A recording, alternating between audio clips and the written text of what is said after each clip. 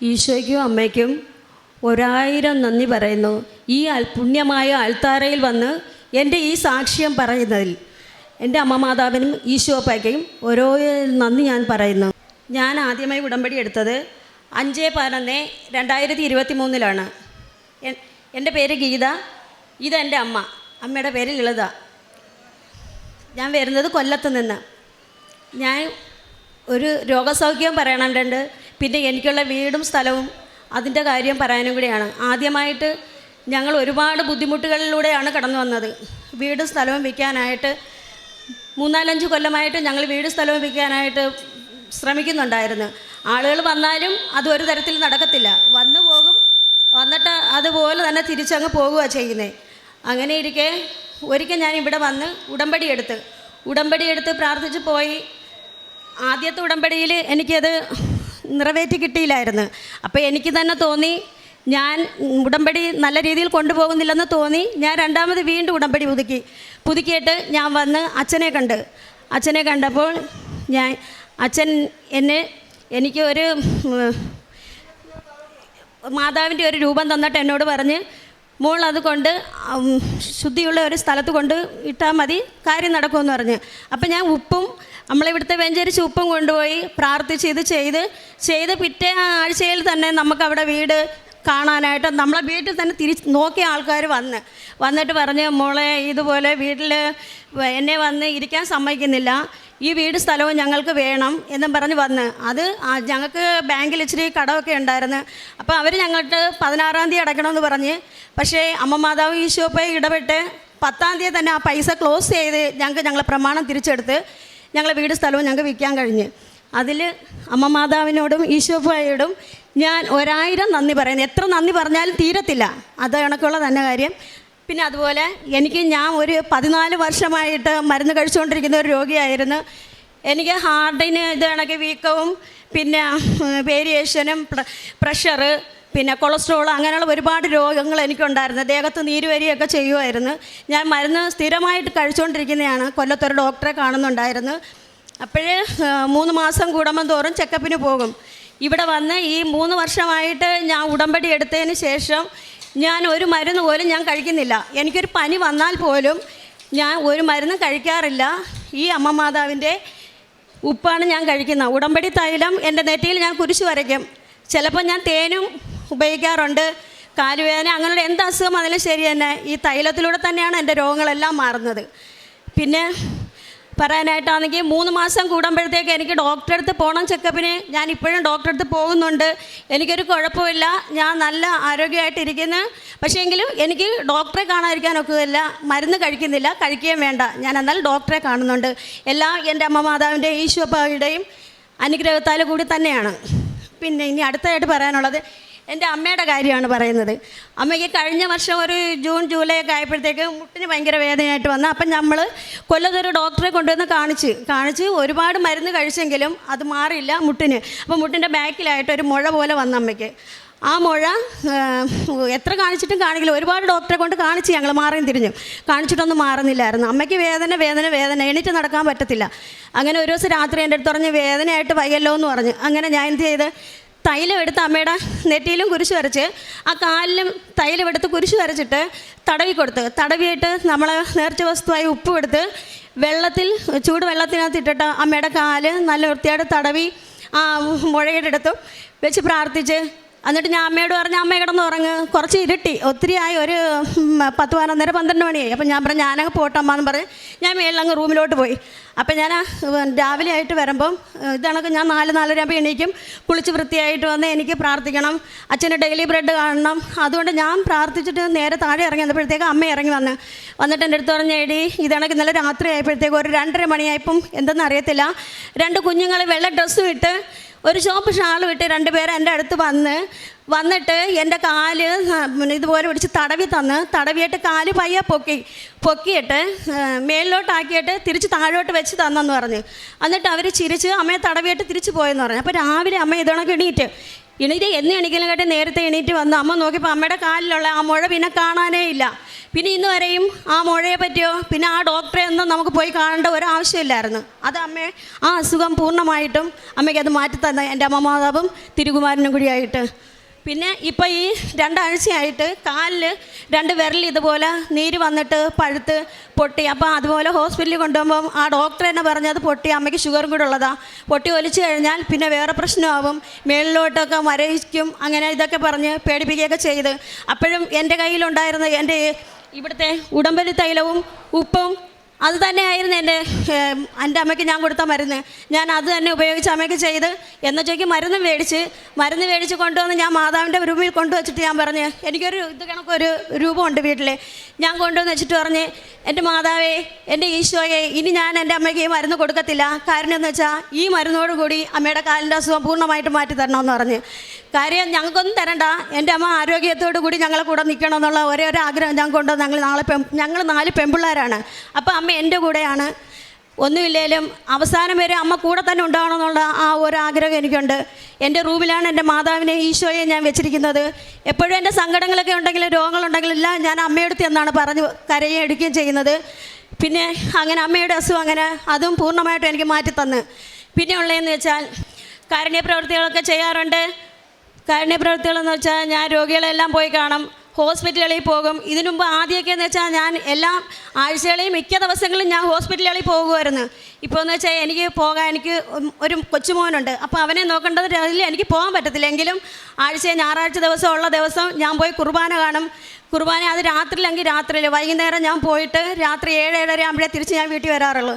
ഞാൻ പോവും. അല്ലാതെ വെള്ളിയാഴ്ച ദിവസങ്ങളിൽ ഉണ്ടെന്നുണ്ടെങ്കിൽ ഞാൻ കൊല്ലത്ത് കയ്യെട്ടി ഈശോ എടുത്തുണ്ട്. അവിടെ പോയി ഞാൻ ഇതുപോലെ ഉപവാസം എടുത്തിട്ട് പോയി കുർബാനയെല്ലാം കണ്ട് എല്ലാം കഴിഞ്ഞ് വന്ന് തിരിച്ച് വീട്ടിൽ വരുമ്പോഴത്തേക്ക് തന്നെ ഒരു 2-2:30 മണിയാവും. ഇന്നലെയും ഞാൻ അതുപോലെ പോയിരുന്നു. പിന്നെ കാരുണ്യ പ്രവർത്തനം, പിന്നെ അല്ലാതെ വൃത്തകളെ പോയി കാണാം, വൃത്തസദനത്തിൽ പോകും. വയ്യാത്ത ആൾക്കാരെ എല്ലാവരെയും പോകണം, അവർക്ക് ഞാൻ പോയി ചോറൊക്കെ കൊണ്ട് കൊടുക്കുകയൊക്കെ ചെയ്യും. അവരുടെ കൂടെ കുറേ നേരമൊക്കെ ഞാൻ ഇരിക്കും. പിന്നെ അത് കഴിഞ്ഞിട്ട് പ്രേക്ഷിത പ്രവർത്തനം എന്ന് വെച്ചാൽ ഞാൻ പത്രം മേടിച്ച് കൊണ്ടുപോയി കുരിശ് വരച്ച് ഇവിടുന്ന് പോകുന്നതിന് മുമ്പ് തന്നെ ചിലപ്പോൾ ഞാൻ റെയിൽവേ സ്റ്റേഷനിൽ ഇരുന്ന് തന്നെ അതിനകത്ത് തൈലമെടുത്ത് കുരിശ് വരച്ചിട്ട് ഞാൻ എൻ്റെ യേശുവിനെയും എൻ്റെ അമ്മ മാതാവിൻ്റെയും മൊത്തം ഞാൻ പറഞ്ഞ് പ്രാർത്ഥിക്കും. വിശ്വാസം പറഞ്ഞ് വിശ്വാസ പ്രമാണം ചൊല്ലി പത്രം ഞാൻ എൻ്റെ കയ്യിൽ തന്നെ വെച്ചിട്ട് ഞാൻ ട്രെയിനിൽ കയറുമ്പോൾ ചില ആൾക്കാർ ഇങ്ങോട്ട് വന്ന് എൻ്റെ അടുത്ത് ചോദിക്കും. അല്ലെങ്കിൽ ഞാൻ പ്ലാറ്റ്ഫോമിലൂടെ നടന്ന് ആ ട്രെയിനകത്ത് തന്നെ നടന്ന് ഇങ്ങേയറ്റം തൊട്ട് അങ്ങേയറ്റം വരെയുള്ള ദൂരെ നിന്ന് വരുന്ന ട്രെയിനകത്ത് ഞാൻ ആൾക്കാർക്ക് പത്രം കൊടുക്കാറുണ്ട്. ഇതിന് മുൻപൽക്കെന്ന് വെച്ചാൽ ഞാൻ പത്രം റോഡിൽ ഇറങ്ങിയിട്ട് ബസ്സിലും ബസ് സ്റ്റാൻഡിലും ഹോസ്പിറ്റലിലൊക്കെ കൊടുക്കുമായിരുന്നു. പള്ളികളിലൊക്കെ പോകുമ്പം ചിലരൊക്കെ അവിടെ ഇവിടെയൊക്കെ എടുത്ത് ഇട്ടേക്ക് നടക്കുമ്പോൾ എനിക്ക് വിഷമമാണ്. ഹോസ്പിറ്റലിൽ ചെന്നപ്പോഴും ഇതാണ് കണ്ട് ഓരോരുത്തർ ചോറും പൊതിയൊക്കെ അതിൻ്റെ മേലിലെടുത്ത് വെച്ചിരിക്കുന്നത്. അതുകൊണ്ട് ഇപ്പം ഞാൻ ഹോസ്പിറ്റലിൽ അങ്ങനെ കൊണ്ട് കൊടുക്കാറില്ല കൊല്ലത്ത്. പിന്നെ എവിടെയെങ്കിലും ഞങ്ങളെ വീടിൻ്റെ അടുത്ത് ഇങ്ങനെ റോഡിൽ കയറി വന്ന് ഞാൻ ആ റോഡിൽ നടന്ന് തന്നെ ഇവിടെ അഞ്ചാലും വീട് തൊട്ട് ചിലപ്പം കുണ്ട്രയിൽ എത്തേണ്ടുന്ന കുറേ സ്ഥലത്തിനെങ്കിൽ ബാക്ക് വരെ ഞാൻ നടന്നാണ് പത്രം ഞാൻ കൊണ്ടുവന്ന് കൊടുക്കുന്നത്. ഓരോ വീടുകളിലും കൊണ്ടുവന്ന് കൊടുക്കും. എനിക്ക് അതിനൊന്നും ബുദ്ധിമുട്ടില്ല. എൻ്റെ അമ്മ മാതാവിനെ ഈശോപ്പായെയും ലോകം മുഴുവൻ അറിയിക്കണം എന്നുള്ള ഒരു വലിയൊരു ആഗ്രഹമാണ് എനിക്കുള്ളത്. കാര്യം എന്ന് വെച്ചാൽ അത്രയോ അനുഗ്രഹങ്ങൾ ഞങ്ങൾ ചെയ്തു തന്നിട്ടുണ്ട്. ഒരുപാട് കഷ്ടതകളിലും ദാരിദ്ര്യത്തിൽ നിന്ന് ഞങ്ങൾ വന്നത് കടങ്ങളും കൊണ്ട് വീട്ടിൽ ഈ ഉടമ്പടി എടുത്തതിന് ശേഷം എൻ്റെ വീട്ടിൽ ഇന്ന് വരെ ഒന്നിനൊരു കുറവും വന്നിട്ടില്ല. പിന്നെ അതുപോലെ തന്നെ ആരുടെ കയ്യിലും ഒരു രൂപ എനിക്ക് മേടിക്കേണ്ട ഒരു അവസ്ഥ പോലും ഇന്ന് വരെയും വന്നിട്ടില്ല. വീട്ടിലൊന്നും ഇല്ലാതിരുന്ന ദിവസങ്ങളുണ്ടായിട്ടുണ്ട്. അത്രയും ബുദ്ധിമുട്ടുകളുണ്ട്. എൻ്റെ അണ്ണന് ജോലിയില്ലാതെ വന്നിട്ടുണ്ട്, ജോലിക്കാർ വിളിക്കാതിരുന്നിട്ടുണ്ട്. ഇപ്പം കൈ നിറച്ച് ജോലിയാണ്, ജോലി ചെയ്യാൻ വയ്യാത്ത പാടേ ഉള്ളൂ. എല്ലാം എൻ്റെ അമ്മ മാതാവിൻ്റെയും ഈശോപ്പയുടെയും ഒരു അനുഗ്രഹം കൊണ്ട് മാത്രമാണെന്ന് ഞാൻ പറയുന്നത്. അമ്മ മാതാവിനും ഈശോപ്പയ്ക്കും 1000 പറഞ്ഞാലും പോരാ, 1 കോടിയും പറഞ്ഞാൽ പോരാ. ഈ ജന്മം മുഴുവൻ പറഞ്ഞു തീർക്കാൻ പറ്റാത്ത അത്രയും നന്ദി ഞാൻ പറയുന്നു. എൻ്റെ അമ്മ മാതാവിനും ഈശോപ്പയ്ക്കും 1000 നന്ദി പറയുന്നു. അതുപോലെ ഞാൻ ബൈബിൾ വായിക്കാറുണ്ട് 1/2 മണിക്കൂർ. അത് മുടങ്ങാറില്ല, കറക്റ്റായിട്ട് ഞാൻ വായിക്കും. അഥവാ ഞാൻ അവിടെ വീട്ടിലില്ലെന്നുണ്ടെങ്കിൽ ഇവിടെ അച്ഛൻ പറഞ്ഞതുപോലെ 10 മിനിറ്റ് വെച്ച് എന്നെപ്പറ്റി ഒക്കുന്നത് പോലെ ചിലപ്പോൾ 1/2 മണിക്കൂർ ആയിരിക്കത്തില്ല, അതിൽ കൂടുതൽ ഞാൻ വായിക്കും. വചനം ചിലപ്പോൾ എനിക്ക് എത്താനും നല്ലതുപോലെ കാണാറില്ല. എങ്കിലും ഇനി അടുത്തതിൻ്റെ ഏശയാണ് ഞാൻ തുടങ്ങാൻ പോകുന്നത്. അതുകൊണ്ട് എനിക്കിനി അതും പഠിക്കണം, എഴുതി വെച്ച് പഠിക്കണം. പഠിച്ചെങ്കിൽ മാത്രമേ എനിക്കിനി ഇവിടെ വന്ന് പറയാൻ പറ്റൂ. ചെറിയതൊക്കെ എനിക്കറിയാം, എങ്കിലും വലുതായിട്ടൊന്നും എനിക്കറിയത്തില്ല. ഞാൻ വായിച്ചു പോകാറുണ്ട്, ഞാൻ വായിക്കുന്നുണ്ട്. പിന്നെ ഉപവാസം എടുക്കും, ബുധനും ശനിയും എടുക്കും. ചിലപ്പോൾ ഒരു ബുധനാഴ്ച ചിലപ്പോൾ ഞാൻ എടുക്കത്തില്ലായിരിക്കും. എടുത്തില്ലെന്നുണ്ടെങ്കിലും ആ ശനിയാഴ്ചയുടെ അന്ന് ചിലപ്പോൾ ഞാൻ കാലത്തോട്ട് വൈകിട്ട് വരെ ഞാൻ ഉപവാസം എടുക്കും. വെള്ളം പോലും കുടിക്കാതായിരിക്കും ഞാൻ നിൽക്കുന്നത് ഉപവാസം എടുത്തിട്ട്. പറ്റുമെങ്കിൽ ഞാൻ പള്ളിയിൽ പോകും.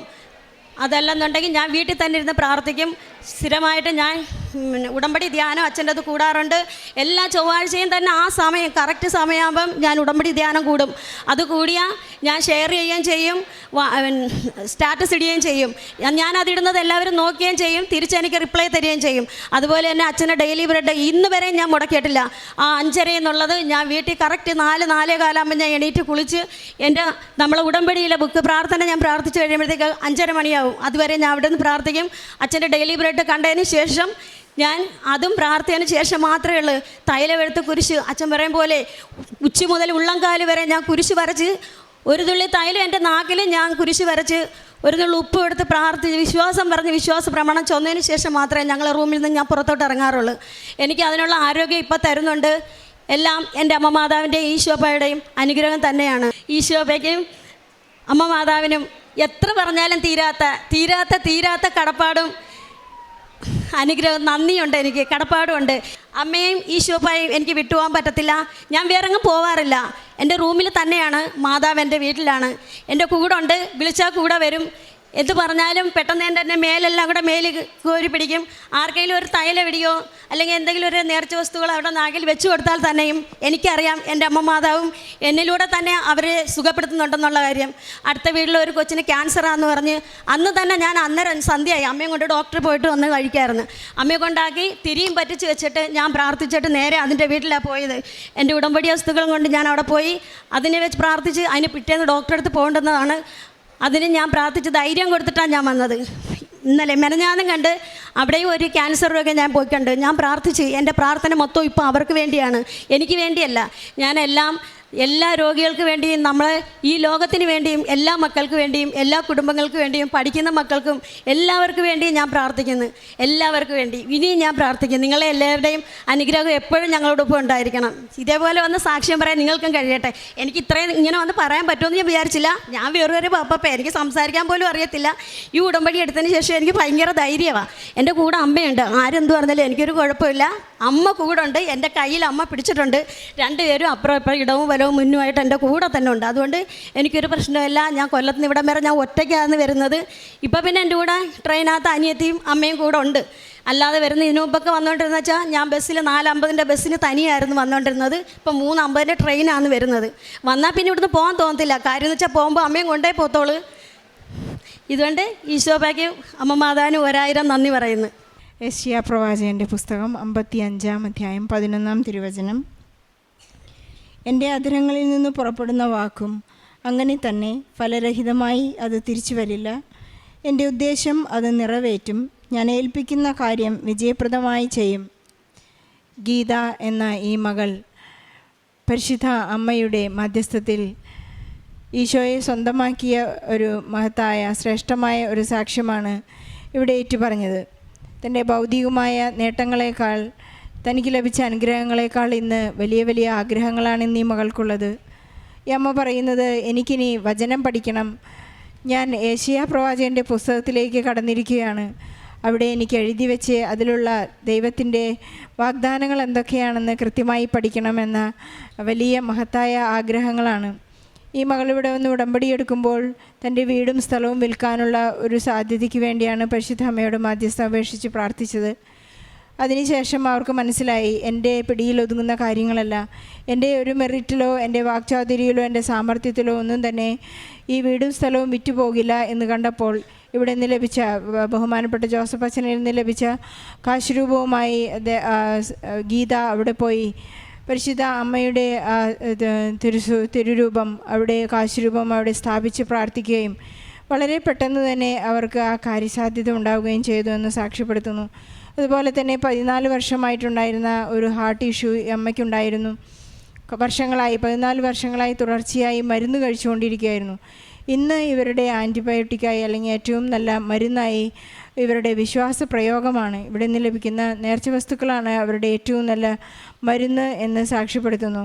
ടൈംലി ചെക്കപ്പ് നടക്കുന്നുണ്ടെങ്കിലും മരുന്നിൻ്റെയൊന്നും ആവശ്യമില്ല, മരുന്ന് കഴിക്കുന്നില്ല. അങ്ങനെ വൈദ്യശാസ്ത്രം തന്നെ കൈമലർത്തുന്ന ഒരു വലിയ സാക്ഷ്യമാണ് ഗീത അമ്മ ഇവിടെ ഏറ്റുപറയുന്നത്. അതുപോലെ അമ്മയുടെ കാലിലുണ്ടായിരുന്ന ഒരു മുഴയായിരുന്നു. പരിശുദ്ധ അമ്മയുടെ സാമീപ്യവും ഈശോയുടെ സ്പർശനവും കൂടിയാണ് ഈ അമ്മയ്ക്ക് സ്വപ്നത്തിൽ വന്നുകൊണ്ട് ആ മുഴ അവിടെ നിന്ന് അപ്രത്യക്ഷമായി. ഒരു ദിവസം കൊണ്ട് തന്നെ നേർച്ച വസ്തുക്കൾ ഉപയോഗിച്ച് പ്രാർത്ഥിച്ച് കിടന്നുറങ്ങിയപ്പോൾ പിറ്റേ ദിവസം നേരം വെളുക്കുമ്പോൾ അമ്മ തന്നെ താഴേക്ക് ഓടിയിറങ്ങി വന്ന് മകളോട് അനുഗ്രഹത്തിന് നന്ദി പറയുകയായിരുന്നു. എൻ്റെ ആ മുഴ കാണുവാനില്ല. ഇതുപോലെ ഒരുപാട് ചെറുതും വലുതുമായ സാക്ഷ്യങ്ങൾ ഈ അൾത്താരയിൽ പറയുമ്പോൾ നമുക്കൊന്ന് മനസ്സിലാകാനുള്ളത്, ദൈവം നമ്മെ ഉയർത്തിക്കൊണ്ടിരിക്കുന്നു. അവിശ്വാസത്തിൽ നിന്ന് വിശ്വാസത്തിലേക്ക്, വിശ്വാസത്തിൽ നിന്ന് നമുക്ക് അനുഗ്രഹത്തിൽ നിന്ന് അഭിഷേകത്തിൽ നിന്ന് ആത്മീയ അധികാരത്തിലേക്ക് നമ്മെ ഉയർത്തുന്നു എന്ന വലിയ സാധ്യതകൾ, വലിയ അഭിഷേകമാണ് നമുക്ക് നൽകിക്കൊണ്ടിരിക്കുന്നത്. ബഹുമാനപ്പെട്ട ജോസഫ് അച്ഛൻ നമ്മോട് ഓർമ്മിപ്പിക്കുന്നതാണ്, മലമുകളിലേക്ക് നമ്മെ ഉയർത്തുന്നത് ദൈവത്തെ പ്രാപിക്കാൻ വേണ്ടിയാണ്. ഇന്നത്തെ വിശുദ്ധ സുവിശേഷത്തിൻ്റെ ആ ഒരു മെസ്സേജ് തന്നെ അതായിരുന്നു. താബോർ മലയിലേക്ക് കയറിപ്പോയ ഈശോയും ശിഷ്യന്മാരും പത്രോസേറ്റ് പറയുന്നു, ഞാൻ 3 കൂടാരങ്ങൾ ഉണ്ടാക്കാം, ഒന്ന് നിനക്ക്, ഒന്ന് ഏലിയായ്ക്ക്, ഒന്ന് മോശയ്ക്ക്. പത്രോസിൻ്റെ കാര്യം തന്നെ മറന്നുപോയി. നാം ഈ ഉടമ്പടിയിലേക്ക് കടന്നു വരുമ്പോൾ, ഒരു പ്രാർത്ഥനാ ജീവിതത്തിലേക്ക് എത്തുമ്പോൾ തന്നെ മറന്നുകൊണ്ട് മറ്റുള്ളവരെ സഹായിക്കാനായി പരിശുദ്ധ അമ്മ ഓടിച്ചെന്നതുപോലെ, എലീശമ്മയെ സഹായിക്കാൻ ഓടിച്ചെന്ന ആ 3 മാസക്കാലം, 90 ദിവസത്തെ ആ കാലഘട്ടത്തെ നാം എക്സ്റ്റെൻഡ് ചെയ്ത് വീണ്ടും മറ്റുള്ളവരെ സഹായിക്കുവാനും സൗഖ്യപ്പെടുത്തുവാനും ക്രിസ്തു കൈമാറ്റം നടത്തുവാനും ക്രിസ്തു തന്നിൽ രൂപപ്പെടുന്നു എന്നുള്ളതിൻ്റെ ഒരു ഉറപ്പാണ് പത്രോസ്ലീഹ പറയുന്നത്. നിങ്ങൾക്ക് 3 പേർക്കും ഞാനൊരു കൂടാരം, നിങ്ങൾക്ക് 3 പേർക്കും ഓരോ കൂടാരങ്ങൾ സൃഷ്ടിക്കാമെന്ന് പത്രോസ്ലീഹ പറയുന്നത് കൊണ്ടാണ്. അതുപോലെ തന്നെ ഇന്ന് ഗീതയ്ക്ക് തൻ്റേതായ യാതൊരു ആവശ്യങ്ങളില്ല, നന്ദി പറഞ്ഞ് തീർന്നിട്ടില്ല എന്നാണ് ഈ അൾത്താരയിൽ നിന്ന് പറയുന്നത്. നമ്മുടെ ജീവിതവും നന്ദിയുടെ ഒരു ജീവിതമായിരിക്കട്ടെ. പൗലോസ്ലീഹയോടൊപ്പം നമുക്ക് പറയാം, സ്നേഹം പങ്കുവയ്ക്കാം. കാരണം സ്നേഹം എല്ലാം ക്ഷമിക്കുന്നു, സ്നേഹം എല്ലാം കാത്തിരിക്കുന്ന മറ്റുള്ളവരുടെ പ്രാർത്ഥനകൾക്കും അനുഗ്രഹങ്ങൾക്കുമായി കാത്തിരിക്കാനായി ഈ ഉടമ്പടി ജീവിതത്തെ നമുക്ക് ഉപയോഗിക്കാം. നമ്മുടെ വിശ്വാസ പ്രയോഗവും വിശ്വാസ ജീവിതവും അതിനായി മുന്നോട്ട് വയ്ക്കാം. ഗീതയ്ക്കും കുടുംബത്തിനും ലഭിച്ച എല്ലാ അനുഗ്രഹങ്ങൾക്കും നന്ദി പറഞ്ഞുകൊണ്ട് ഈശോയ്ക്കും പരിശുദ്ധ അമ്മയ്ക്കും നല്ലൊരു കയ്യടി നൽകി സാക്ഷ്യം നമുക്ക് സമർപ്പിക്കാം. അത്യപൂർവ ദൈവാനുഭവങ്ങൾ ഇനി നിങ്ങൾക്കും സ്വന്തം. ഈ യൂട്യൂബ് ചാനൽ ഇതുവരെ സബ്സ്ക്രൈബ് ചെയ്തിട്ടില്ലെങ്കിൽ ഇപ്പോൾ തന്നെ സബ്സ്ക്രൈബ് ചെയ്യുക. ഈ വീഡിയോ ഇപ്പോൾ തന്നെ നിങ്ങളുടെ സുഹൃത്തുക്കൾക്ക് ഷെയർ ചെയ്തുകൊണ്ട് കർത്താവിൻ്റെ പ്രേക്ഷിതരാകുക.